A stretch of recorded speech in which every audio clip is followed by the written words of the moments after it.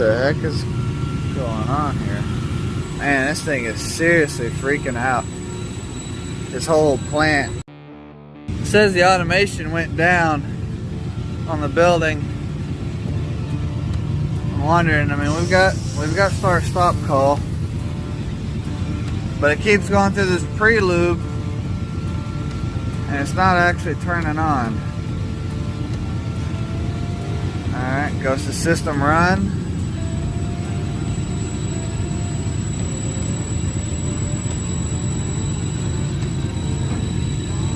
And it's closing. Alright, right there we got remote stop. But we don't. That relay is pretty hot. I may be remembering wrong. No, it should be this. Let's see, that controls comes over.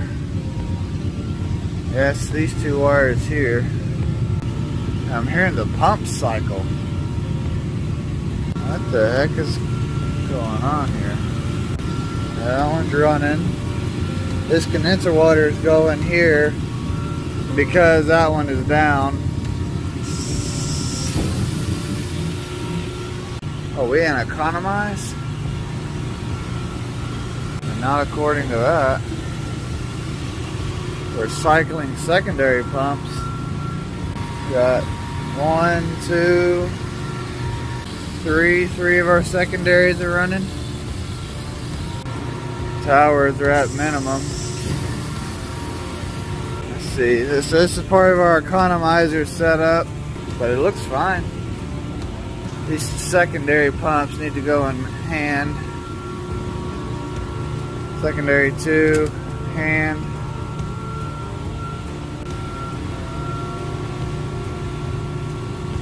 Gee whiz. Well, apparently it didn't run in hand. Off, off. There's another secondary. 1, 2. Self air handler. Man, this thing is seriously freaking out. This whole plant. So I mean, they said the automation went down, and they're not kidding. This whole plant is just wigging out like crazy.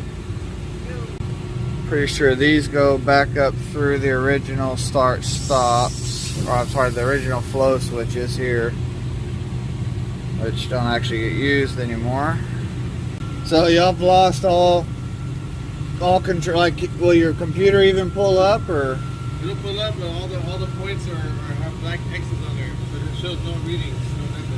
Do you have any lights on your control panel?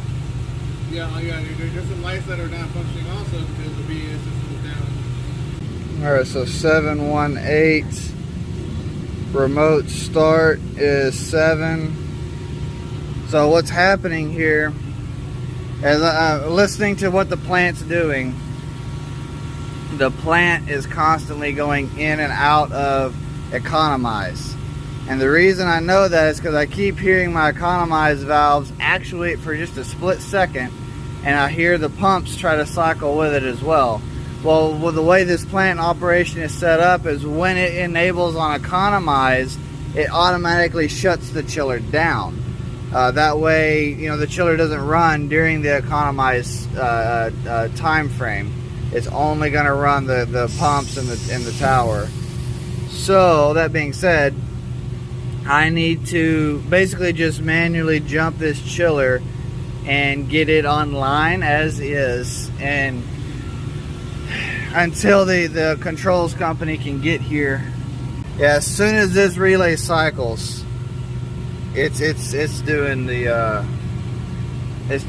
So we need to identify which is which. Normally open should be the closed, and then that's going to be coming in to remote start should be 7,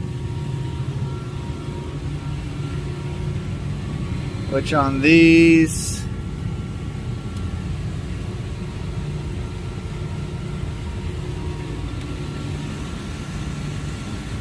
actually that might do it there. So since this won't be allowed to cycle back to remote shutdown, just pulling this out might be enough to accomplish. It sounds like we got it taken care of. I'll lube this thing while I'm here, or really clear it. We just did a maintenance not that long ago. Let me go log in. Okay, as of now, we've got the chiller back online. So basically, all I ended up doing was I let it fire the relay to give it a remote run command, and then by pulling the relay out, all this chiller needs is just that fire signal to just say, hey, remote run. And by not letting this relay cycle, so every time that plant kind of makes that noise in the background and kind of clunks, that is the automation for just a split second cycling to right there. That is the automation just for a quick second cycling to Economize. Well, when it does that, it lets this relay de-energize, which automatically sends a remote stop to the controller. This is your input-output board. So sends a remote stop to it, which tells it to shut back down, which, you know, it was doing that before the chiller could ever get off of the seat. So we got the chiller online now. It's going to slowly kind of ramp up and try to catch its load. It's got a lot of load to catch up on, but it shouldn't have any trouble. This thing's actually a little oversized for the application, so that's one of the issues we have here, is it struggles with a low load most of the time, even in the heat of the summer. Theoretically, all that should have to happen is, with what I just did, all the engineers should have to do is just walk up and just plug this relay back in, and that will take care of his problem. And we'll see where it goes. I mean, until the automation system is fixed and brought back online, there's not a whole lot else I can really do other than just what we've done, and it's kind of override the system. So we've given it a start command. It's going to run. It's going to do what it's supposed to do. I mean, we'll do a quick walk around, make sure we don't see or hear anything we shouldn't. Like I said, I will grease that while I'm here. So liquid level looks pretty good. It's a little higher than normal most of the time for this one. That's what a lot of people don't understand, is the liquid level on these machines are calibrated like per each machine, and it's got to be done a certain way. And most of them are about the same, but each one's just going to be slightly different. So the sight glasses will look pretty close. The actual liquid level parameter in the condenser, refrigerant level, this is where you'll see the biggest difference. So this one runs at a 55 set point. I think they come 50 from the manufacturer, and I have some that run 30, 35, and I think this one's actually the highest I have at 55. So it just kind of depends. But yeah, I mean, this is a YK series York. It's a good machine. I'm actually really big fan of these machines. I will do a rundown on these one day. I've got several projects in mind. This is one of them. I don't get as many requests on these though. I do get a lot of requests on the OptiView controller, but not as many requests on the actual chiller operation. But you can see, discharge volute. You've got your inlet guide vane control. You've got your diffuser control. They call these the PRV, is what they call it, instead of the guide vane. Here's your oil sump. This is what trips a lot of people up. This is your metering device. It literally, all it is a butterfly valve, being used in the liquid line. And you'll also notice that it comes into the top of the evaporator. That also trips people up. That's because these are a hybrid evaporator. So you've got a couple of styles of real common evaporators. The two most common are falling film and flooded, like a true flooded evaporator. Well, a falling film always has the refrigerant coming into the top because it does exactly what it sounds like. It has the refrigerant fall down in the barrel as a film, and then it boils off. And you'll usually have very little to almost no liquid, standing liquid in the bottom of the barrel for a true falling film evaporator, whereas the flooded, usually the refrigerant will come in the bottom and fill the barrel up. You know, I mean, I say fill it up. You're talking fill it up. You know, have some actually standing in the bottom, and that liquid refrigerant will come up above the tubes inside the barrel. Well, a hybrid system is literally exactly that. We do still have tubes that sit inside of under liquid refrigerant, and that's intentional. We want that. But we also put the refrigerant in from the top and let it fall as a film through the evaporator and then collect in the bottom of the barrel. So it's a pretty interesting design and setup. But yeah, and I got the VSD. You know, I got the big Raptor drive. These are the same things that you've seen me work on in some of the other chillers, and you know, the YCIVs and the YVAAs use the same series of drive. It's just this one's bigger, really. It's about the only major difference. So it's your oil control in there.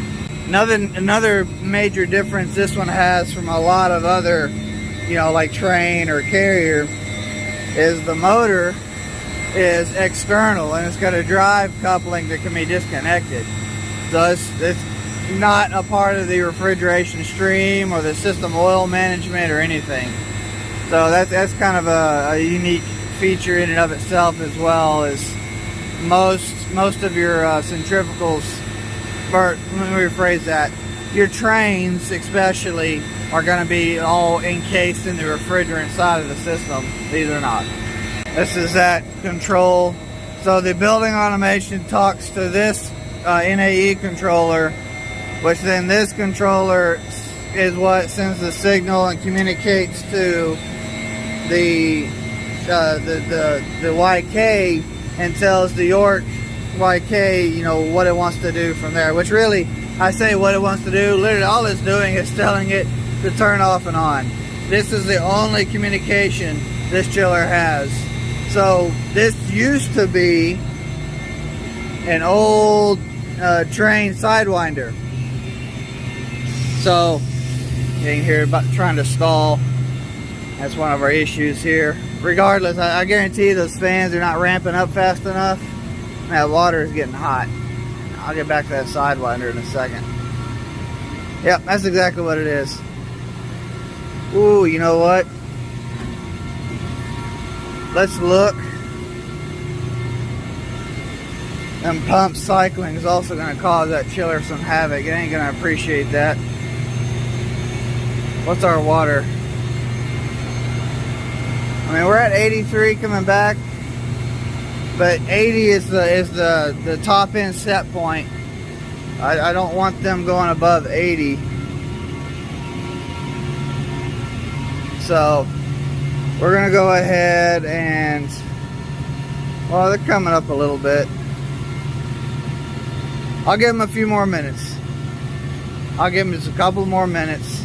But if those don't start ramping up, I'm gonna, oh, every time the freaking automation transfers, these kick out. Okay, no, we're gonna go ahead and just ramp these both 100%. Not playing this game. So this is why this trying to stall. That stall comes before the surge actually hits, and I really rather not fight this thing on a surge. You see a new building being built, one of very many downtown. Anyway, tower's looking okay from here. Fans are both ramped up, amps look fine. So we're gonna have to leave those run. Ooh, did that cycle it sometime? No, it did not. Okay. Anyway, like I said, used to have this old train sidewinder. Took that out, put this YK in, and it's got original flow switches up top here. Well, those flow switches aren't actually tied in anymore. They've been bypassed for the chiller. So these have electronic flows built into them from the factories. There's the chill water, there's the condenser water. So the factory has electronic flow switches built in, but all this wiring is what used to go to the controls and the starter panel over there so that the chiller could run what it needed to. Nowadays, the only thing we use it for is just strictly the start-stop. So these two blue wires come over. That's what's landing here for our coil. That NAE just tells this coil to fire, and then chiller turns on. When it's done, kills signal to that coil, gives it a remote stop command, and it shuts down. You can see we're gonna pull down. Oh yeah, we got that water coming down. That's gonna keep us out of that surge. So I made a comment just a little bit ago about the plant economizer, you know, and it's shutting the chiller down, the towers and all that. I just wanted to give a really quick rundown of exactly what I'm referring to there. So this heat exchanger here is a plated heat exchanger. This is actually acting as our economizer coil. And essentially what happens is the outside air conditions, whenever they drop enough, let's say, I think we've got the changeover set point at around 50 degrees. Once the outside air temperature gets down below that, 55 or 50, it kicks over into economizer mode, which means that the automation shuts the chiller down and doesn't allow it to run, and it cycles a set of valves. Now these valves, there's one valve, one changeover valve at the chiller and one changeover valve at the condenser water pump here. That's what these are doing. These are changing over the flow pattern to redivert the water from the chiller and going through the heat exchanger. What we can do at that point is, because of the outside air temperature conditions, we have the ability to cool the chill water down, we have the ability to cool the condenser water down enough to where we can literally cool the chill water with the condenser water. So the condenser water ends up being colder than the chill water. Now you have to be careful with this because you are inverting the loop, and that's not a good thing most of the time. But you also have to keep in mind that when we're doing this, it's during a very low load condition. There's not a whole lot going on in the plant or around it. So most of the time at that point, the chiller's spending a lot of time off anyway, just because there's no load on it to begin with. Regardless, that's what's happening here. So you can see that the condenser water in the green pipes, the condenser water on the gray and white pipe is coming through, and that water will be colder than the chill water in Economize, and it's going to help keep that chill water, you know, cool enough to maintain the building. Now we're not necessarily talking, you know, that chiller is doing 45 degree chill water, right? Reality of Economize is we can keep that chill water around 50-55. You're talking, this is during the winter time, so there's not a whole lot of heating load, or there's not a whole lot of cooling load on the building at that point. It's more than enough to maintain. We don't have to short cycle and beat the heck out of the chiller to maintain a low load, and it's way more efficient that way, because then our tower turns into our cooling device for the whole building. That is how a plant economizer going through a plated heat exchanger functions and works. It's utilizing, you know, the outside air conditions and the condenser water to manipulate it to take over and do the job of the chiller for it, so we don't have to run the chiller to do so. Alright, well that wraps up that call. The automation company did show up right as I was getting ready to leave. And sure enough, they've got a comm failure on their communication bus between their controllers. So they've got to dive into it and find out just what it is. So he's thinking he's got a controller somewhere that's failed, and he's going to have to go in and just figure out which one it is. Regardless, it doesn't matter. We got the plant fully functional in the meantime. So as soon as he figures it out and gets it back online and running normal, I showed him everything that I did and all that they've got to do to get it all back to the way it was. So it shouldn't be too big of a deal. To spend time with your family, take care of them, spouse, MTT, make the time.